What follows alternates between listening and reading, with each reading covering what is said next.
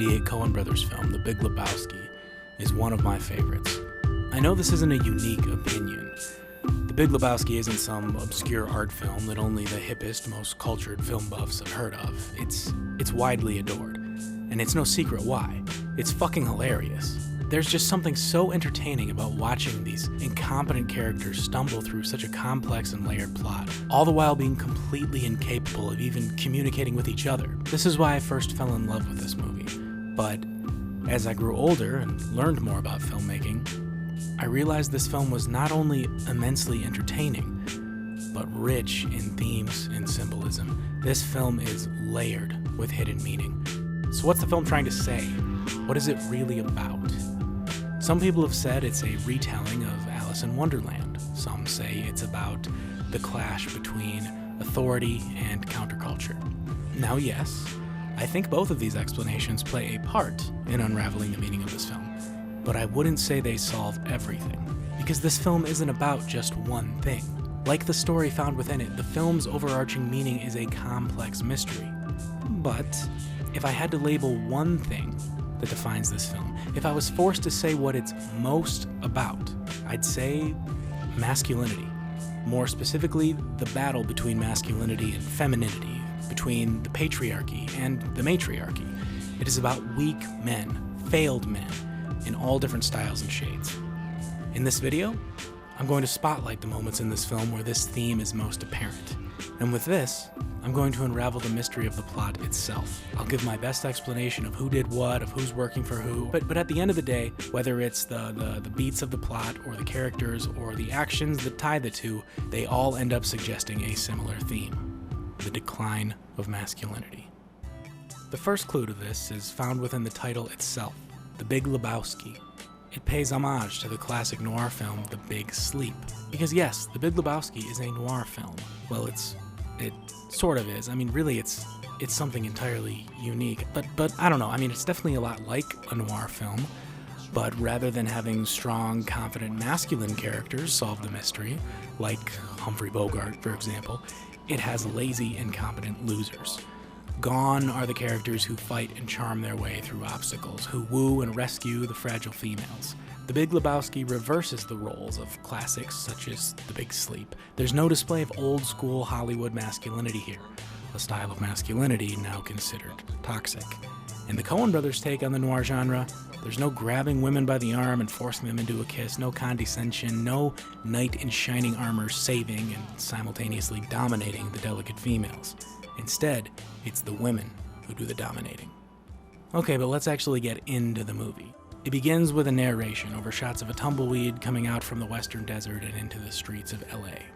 This narrator is Sam Elliott, one of the most masculine men to ever live, the Marlboro Man, and just an all-around, just manly man cowboy. He's fucking cool, totally unlike all of the characters in the story he's about to tell us. He is not part of their world. He doesn't fit in, much like the desert tumbleweed on the neon-lit city streets. When our narrator finally begins to introduce the main character, the dude, he begins to jumble his words and he keeps repeating, "But sometimes there's a man. Sometimes there's a man." Wow. Lost my train of thought here. But, hell. In my opinion, this is the movie getting right to the point of telling us that it has something to say about men. And I know this little detail may seem irrelevant right now, just a line the narrator is saying somehow means something. Like, there's no way that is actually relevant, but believe me, it is. Every word in this script was chosen for a reason. There are so many little moments, so many little lines of dialogue that hint at the overarching theme of weak men. And throughout this video, I'm going to point out as many examples as I can. Look at the next scene, for instance, when Jackie Treehorn's goons mistake the dude for Jeffrey Lebowski, a rich and powerful man with the same name as the dude, whose wife owes them money. One of the goons pisses on the dude's rug. Now sure, the primary purpose of this action is to set the entire plot in motion, but it also makes us think about the primal competition for dominance amongst men. The way that dogs piss on each other's territory. And of course this occurs in the dude's dirty apartment, one with a dirty toilet with the seat left up, one where a female is clearly not present. Then we move on to the opening credits. It plays the song The Man in Me by Bob Dylan. Some of the lyrics we hear are, "The man in me will do nearly any task. As for compensation, there's little he will ask. Take a woman like you to get through to a man like me." And lines like, "The man in me will hide some time," and you get it. Obviously, it's a song about men and how they relate to women, and maybe even how they could be used by women. We see our main characters bowling. All three of them are losers, failed men in their own way. The dude, whose nickname is a male nickname and who calls everyone else man, is lazy. Walter is physically strong, but he's impulsive. He's overly aggressive at the wrong times, but then also a pushover at others. Donnie is weak, timid, and ignorant. Donnie rarely speaks a word to anyone, but when he does, he's usually only doing so to try to figure out what's going on. His wife goes out and owes money all over town, and they pee on my rug? They pee on your fucking rug? They peed on my fucking rug. When the dude goes to Mr. Lebowski's house, his servant Brant gives the dude a tour of Mr. Lebowski's achievements. One of them is, at least as far as I can tell, the first nod to Alice in Wonderland in the movie. It's a large key. You know, because like in Alice in Wonderland, she gets shrunk down and the key is really big compared to her. And then another thing that Brant shows the dude is a photo that Mr. Lebowski got with Nancy Reagan, but not Ronald Reagan. Only the wife of the president, never the president himself. And then, of course, notice the Man of the Year on the Fake Time magazine. Again, themes about what's male and female, just, all over the place. Okay, sir, you're a Lebowski, I'm a Lebowski. That's terrific. But I am very busy, as I imagine you are. What can I do for you, sir? The next scene, where the dude and Mr. Lebowski argue about whether or not he deserves a replacement rug for the one that was pissed on by the people whom his wife owed money to, this is where another meaning of the film first shows. It's about the clash, the cultural battle between the authority, the man, and the hippies, the bums. The man, the authority, they hate people like the dude. The bum's lost. My advice to you is to do what your parents did. Get a job, sir. The bums will always lose. Do you hear me, Lebowski? Lebowski, and all he represents, shows his contempt for the dude by refusing to replace the rug. But as soon as the dude is out of the office, he just steals a rug anyway, and then he meets Bunny, Mr. Lebowski's trophy wife, the one who owes money to the goons from before. Floating in the pool is Uli Kunkel, Bonnie's, friend. Oh, Cynthia's dog. I think it's a Pomeranian. I can't live. We see that Walter is taking care of his ex-wife's dog while she goes on vacation with her new boyfriend. He is a pushover. He is used by his ex-wife. He's even remained a practicing Jew, going to the same synagogue as her, even though he wasn't born Jewish. He still wears his wedding ring around his neck. He makes up for his failings with women by lashing out against the environment, and this scene right here is a perfect example of that. But it's not like it's really that impressive for him to lash out against his environment. His environment is weak, to say the least. He surrounds himself with aging hippies. It makes no sense for him, as a tough Vietnam veteran, to hang out with these people. But maybe this is just a testament of how insecure Walter really is.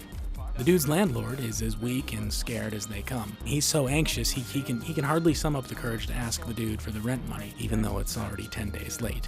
And he also does this for fun or like a hobby or something, so interpret that however you'd like. The dude is called back to meet with Lebowski again, thus setting the main plot in motion, because Lebowski's trophy wife, Bunny, has been kidnapped. What makes a man, Mr. Lebowski? Are you seeing that there's like a theme to some of this dialogue? Strong men also cry.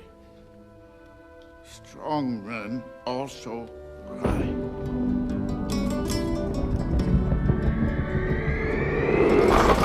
The dude and Walter's bowling rival, Jesus, is introduced. He bowls incredibly, and he then taunts the dude and Walter after. We see he's aggressive, capable, and intimidating. Liam and me, we're gonna fuck you up. In a sense, this sort of seems masculine, but everything else about him says the opposite. His outfit, his painted coke nail, his pink bowling ball, the fact that he's a convicted sex offender. He's a sex offender with a record. He did 6 months in Chino for exposing himself to an 8-year-old. When he moved to Hollywood, he had to go door to door to tell everyone he was a pederast. Well, then again, look at that package. What's a pederast, Walter? Shut the fuck up, Donnie.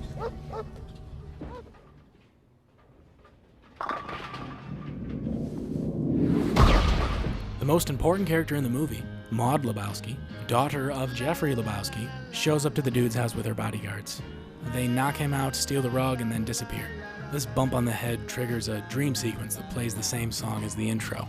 You know, that one about being used by women. We see the dude chasing after Maude on the carpet she's just stolen, but he falls. And when we see the dude again, he's been shrunken down. And he goes into a hole, you know, kind of like a rabbit hole. And more references to Alice in Wonderland. But anyway, he's shoved into the hole of a bowling ball, and then he's taken on a dizzying ride. Besides the Alice in Wonderland thing, I also think that this imagery, when paired with the song, could be another commentary on the relationship between men and women, because, you know, like, he gets shoved in a hole and then stuck up the hole, and you get it. Or, again, it's just a rabbit hole from Alice in Wonderland. Or, you know, more than likely it's both. Remember, every frame of this movie is packed with a variety of themes and symbols. Here's the money. And the phone. Please, dude, follow whatever instructions they give. Her life is in your hands. The dude is called back to Lebowski's house again.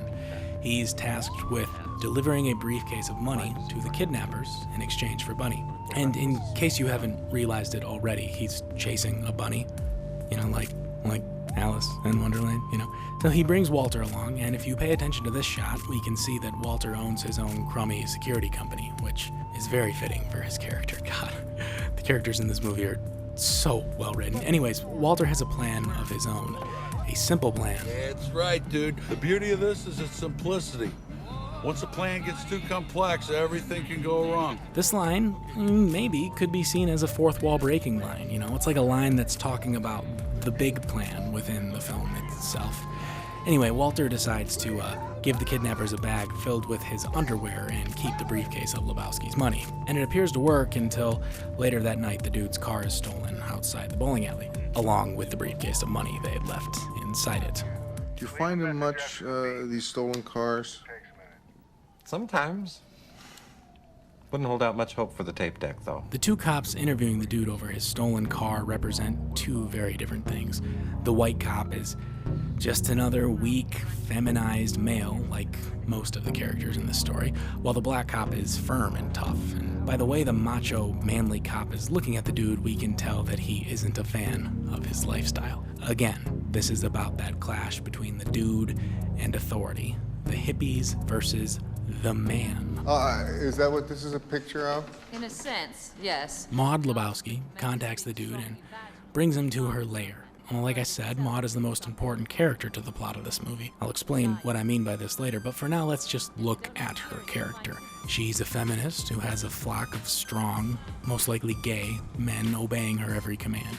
She's an avant-garde artist, very much involved in all of the city's culture, from art museums to video making to the music industry. Her lair is covered in artwork, a lot of which seems to do with the female form and motherhood. In this scene, she shows the dude a porn of Bunny and her nihilist friend, a porn produced by Jackie Treehorn, the man who sent the goons to dude's house in the beginning of the movie. Use a shower. The story is ludicrous. Again, this could be interpreted as a line talking about the movie itself. In just about every other line she has in this scene, though, the themes of masculinity and femininity, of sexuality, are bursting out. My art has been commended as being strongly vaginal, which bothers some men. The word itself makes some men uncomfortable. Vagina. Oh, yeah? Yes, they don't like hearing it and find it difficult to say, whereas without batting an eye, a man will refer to his dick, or his rod, or his Johnson. So these lines are pretty explicit, pretty blatant. There isn't much secrecy to what they imply. Now, while there's much more of lines like these in the movie, there are many sexual references that are hidden. And I mean hidden well. Anyway, like later on in the scene, like, okay, why Maude brought the dude here is because she wanted to hire him to get the money back. You see, she tells the dude that her father got the ransom money from a charity fund he had no right getting into. A charity that only her and her father have access to, that is meant for charity, not for paying off the ransom to your kidnapped trophy wife. She tells the dude that if he can get her the money, then he can have 100,000 of it. I will compensate you to the tune of 10% of the recovered sum. 100,000, yes. Bones or clams or whatever you call them. Bones and clams. Why choose bones? And when have those ever been called? Okay, they're nicknames for male and female genitals. You see what I mean? I suppose it could be a coincidence, you saying bones and clams, but I also suppose that's exactly what they want me to suppose. So, I don't know, you'll see what I mean later when this movie continues to do this. It loves talking about genitals. Oh, all right. So he says my wife's a pain in the ass. She's always busting my friggin' ass. The dude listens to Maude's limo driver complain about the plight of being a married man. Once home, he's thrusted into Lebowski's limo, who accuses the dude of taking his money instead of delivering it. The kidnappers have sent one of Bunny's toes to raise the stakes. Walter isn't impressed by the toe, though. He yells in the diner, but is scolded to quiet down. What about the toe? Forget about the fucking toe! Excuse me, sir. Could you please keep your voices down? This is a family restaurant. Oh, please, dear. This happens to him a lot. Roundly rejected Walter, prior restraint. This is not a First Amendment thing, man. If you don't calm down, I'm gonna have to ask you to leave. Lady, I got buddies who died face down in the muck. I also like the little touch of the dude accidentally grabbing a joint with the change in his pocket when he goes to pay.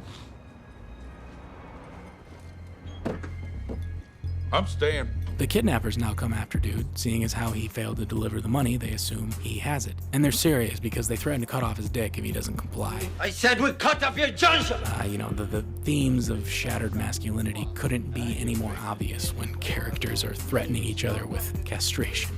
But the dude has gotten some good news. The cops found his car. Are you gonna find these guys, or you got any promising leads or? Leads? Yeah, sure. I'll just check with the boys down at the crime lab. They got 4 more detectives working on the case. They got us working in shifts.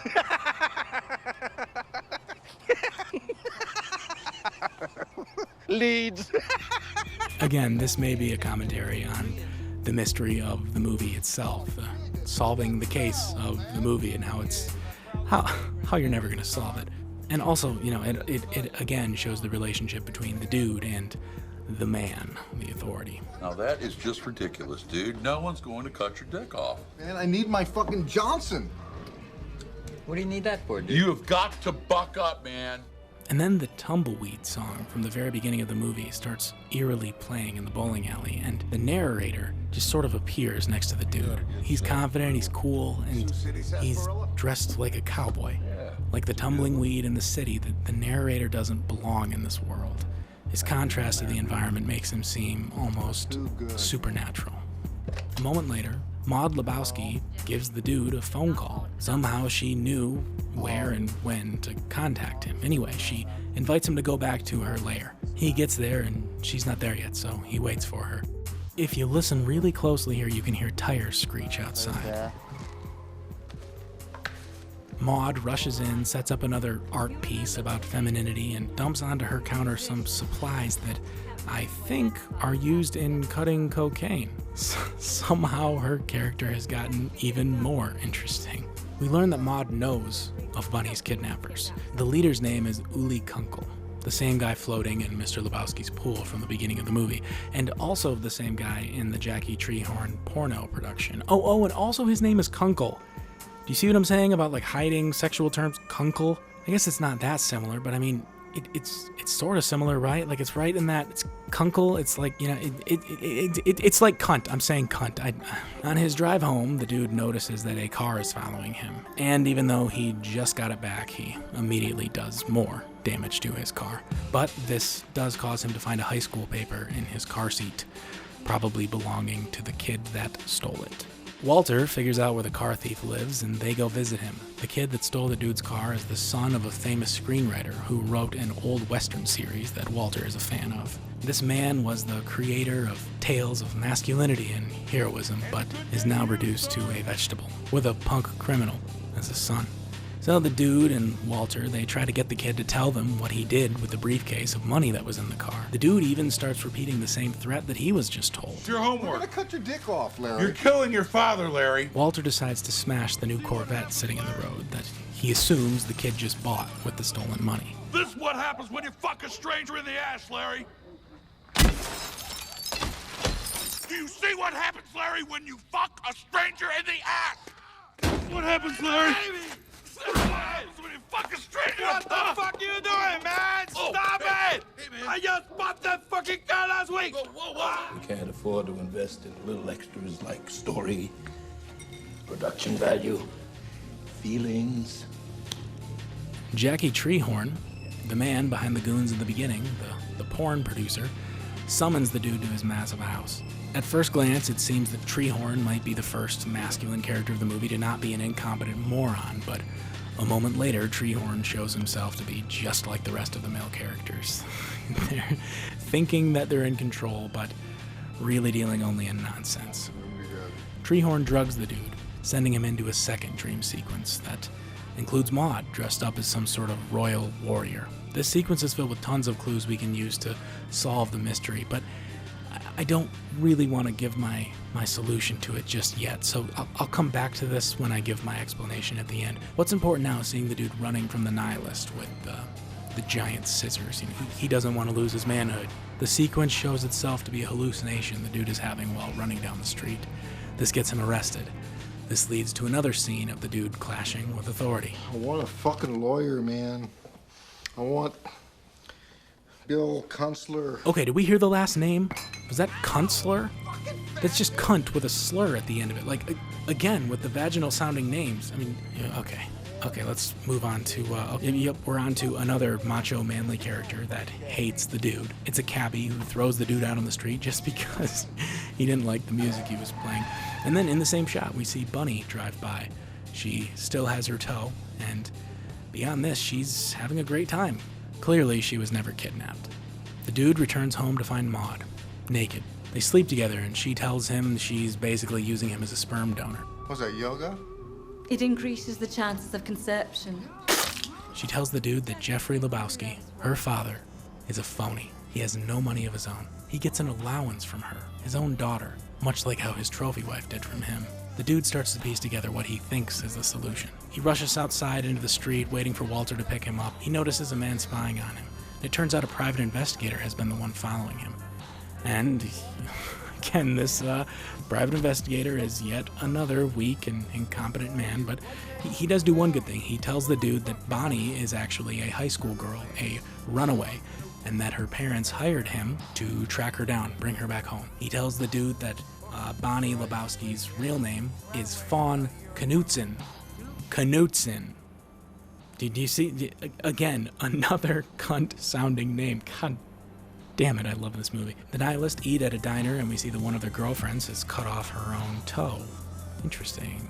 Walter picks up the dude, and they drive to Lebowski's house, and they see Bunny's car parked in a fountain. The license plate on her car says Lapine. And what does Lapine mean? It's a castrated male rabbit. So if you were hoping to see some definitive proof that this movie is really about weak men, there you go.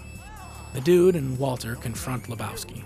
They learn that he never gave them any ransom money to begin with. He pulled the money out of him and his daughter's trust fund and he kept it, but he could claim it was lost by the dude. He didn't even care that his wife was kidnapped. He would rather keep the money for himself. Walter assumes that Lebowski must be lying about literally everything and once again shows impulsive and misplaced aggression. This guy fucking walks. I've never been more certain of anything in my life. You stay away from me! Walter, I've for never been Christ's more sake, certain man, of he's a anything in my cripple. fucking life. Come on, come on. Put him down, man! Yeah, I'll put him down, dude.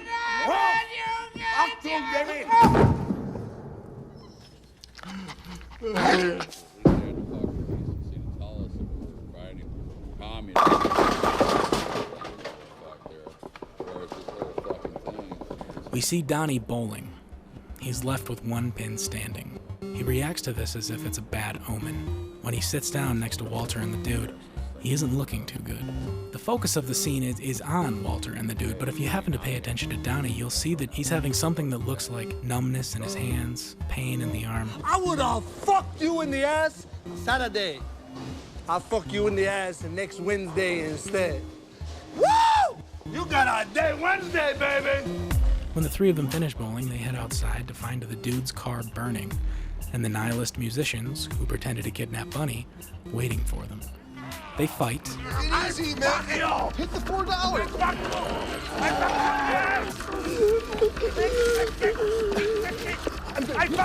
And of course, you know, like any other scene where there's even slight aggressive action taken, you know, there's talk of ass fucking and, you know, sexual domination and men raping each other, because, you know, that's in every scene.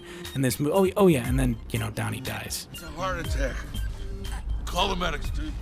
And then we are introduced to yet another weak, pathetic male. He gives them Donnie's ashes. Walter fucks up, scattering the ashes. And then, of course, they bowl. The end. All right, but what does it all mean? Before giving my full explanation to the mystery of the movie and what I think the movie is saying, I need to get some side stuff out of the way, some strange geopolitical stuff that I noticed. This film takes place in 1991, during the Gulf War. The war is kind of like a backdrop for what's happening in Los Angeles. Like, it shows George Bush on a television saying, you know, this aggression will not stand. Now, this too could be a commentary on masculinity and, you know, territorial blah, blah, blah. But then again, I think there's more than this going on here, because there's a bunch of other imagery in this film that could relate to the conflict in the Middle East. The obvious example here is that Saddam is in the dude's dream. And then there are lines like, you know... And let me point out something. Pacifism is not... Look at our current situation with that camel fucker in Iraq. Pacifism is not something to hide behind. We're talking about unchecked aggression here. I'm talking about drawing a line in the sand, dude. Across this line, you do not... Possibly drawing a parable between the dude's struggle and the Middle East. Then there are a few other things that seem like they could be related, but I don't know. Stuff like Walter being a strict Jew... Because you know how the Jews and the Muslims get along, and then how Walter has an Uzi, which was a weapon designed by Israel, and I mean, if it's a weapon that Israelis are using, they're probably using it on Muslims. And then the dude in Walter's bowling team, their name is Medina Saad. Medina being a Muslim holy site in Saudi Arabia, and Saad meaning ground, I think, or it could mean like Sodom and Gomorrah. And then there's just the fact that this bowling team, again, the Medina Saad, battles Jesus. I mean, this could all mean something more, but you know, I'm not really in any position to know exactly what that is. And then there's also this really strange coincidence that I just have to point out. I mean, just to give the crazy conspiracy people something to think about. But look at the dates on the check that the dude writes in the first scene. That's right. That's September 11th. This film takes place exactly 10 years before 9/11. Remember, it was released in 1998. Okay, but let's get back to reality. Or not really reality, but the reality of this story in this movie. As far as the who did what, and more importantly, what happened with the whole missing $1 million thing, the movie never totally answers it. This is because the movie is only really about a couple of people that happen to get involved with the mystery. It isn't about those closest to it. This means that once the dude is done playing his part in the mystery, then the movie moves past it. So the inner workings of the mystery don't really matter for the structure and entertainment value of the movie, but they do matter when analyzing it. For the meaning of this film to be known, the mystery of its story must be solved. Now, I have a theory that attempts to do this. What is this theory? It's simple. Maude Lebowski is behind everything. Now, I'm not saying this theory is completely my own creation. Others have made similar claims before me, but I feel that what I've shown in relation to the theme of declining masculinity does add nicely to this theory. And I also think I've found a few new clues. But first, let me explain exactly what I think took place in the background of Big Lebowski's story. Let me tell you the role that I think Maude Lebowski played. When the movie begins, Maude and her father are the only two people in control of this charity trust, but they hate each other. One is the pinnacle of the hard-working businessman stereotype, the patriarchy, and the other is the pinnacle of the modern, cultured, successful, independent feminist, Both of them most likely want all the power and money of the trust to be under their own control. Considering Mr. Lebowski is phony, dumb, and is actually getting an allowance from the daughter he despises, I doubt he would try to cross her. But she has every reason to take control away from him. Even more so now that he's married this crazy young woman who's borrowing money all over town, money that her organization will eventually have to pay back. Maude happens to know a group of nihilist musicians that the wife, Bunny, hangs out with, so with them, she devises a plan. They get Bunny to leave town for a few days and pose as her kidnappers. One of them even sacrifices a toe to make it look real. Maude knows that her father will have to pull the money out of the charity trust, violating its rules. Because she is in control of the kidnappers, or is at least working with the kidnappers, she will receive the ransom money once it is given to them. She will collect the ransom money and put it right back into the trust, meaning the trust will stay the same, but her father will no longer be running it. Or maybe she'll keep it for herself. I don't know. It doesn't matter because the plan doesn't go that far.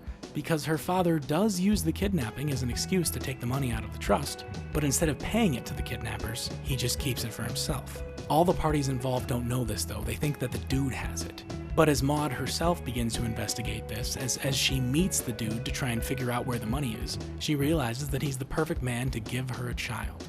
Judging from the art in her home, she's obviously far more obsessed with motherhood than she is ripping off her dad. This woman wants a child, and the dude is now an opportunity to provide her with that. And yeah, I mean, probably the only reason she chose the dude to give her the child, probably the reason that the dude was perfect to be the man to give her that child is, you know, because of the fact that her father would hate it. But anyway, after getting pregnant from the dude and then learning he doesn't have the money, she no longer has a use for him. The dude stops playing a part in the mystery and returns to his simple life of bowling. Because the movie is about him and not Maude, the movie ends. Again, the specifics of the mystery or how it reaches its conclusions aren't necessary for the film to function. The conclusion to this story can never be known. But what I think we can know is who caused it. And who is that person? Maude Lebowski. Now, if we assume even half of this theory is correct, or even if we just assume that Maude is behind the kidnapping scheme, it gives the movie an entirely new meaning.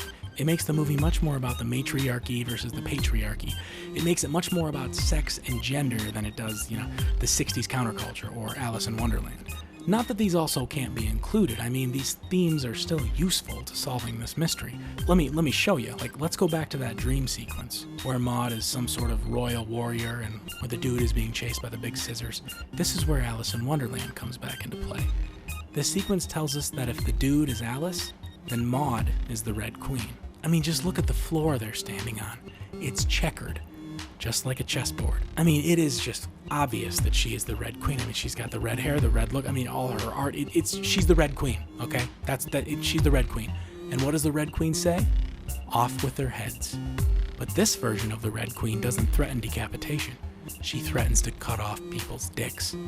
But wait, wasn't it the Nihilists who threatened that? Weren't the Nihilists the ones carrying around the giant scissors in the dream sequence? Now, yes, you're onto something there, because you see, for this theory to work, there has to be a link between these two groups. There has to be evidence that shows the Nihilist and Maude are working together. There are plenty of little pieces of evidence throughout the movie, such as her saying that she knows of them, or her having their album. But this doesn't prove that they would conspire together. As far as I can tell, there is only one piece of evidence that links Maude and the Nihilist together in the scheme. It's a secret little Easter egg that the filmmakers hoped we would find. It is right here, hanging on Maude's wall. This is what I think definitively shows that Maude is behind the Nihilist. Maude is behind the threats of castration. Maude is the one saying off with their heads. Maude is the Red Queen. This right here is the filmmakers telling us that she controls all of it. Okay, but what are the Coen brothers saying with this movie? With Maude and control and the dude getting her pregnant? What are they saying? Well, I mean, the beautiful thing about movies like this is that you never know exactly what they're saying. You can only make your best guess with the themes and symbols they feed you.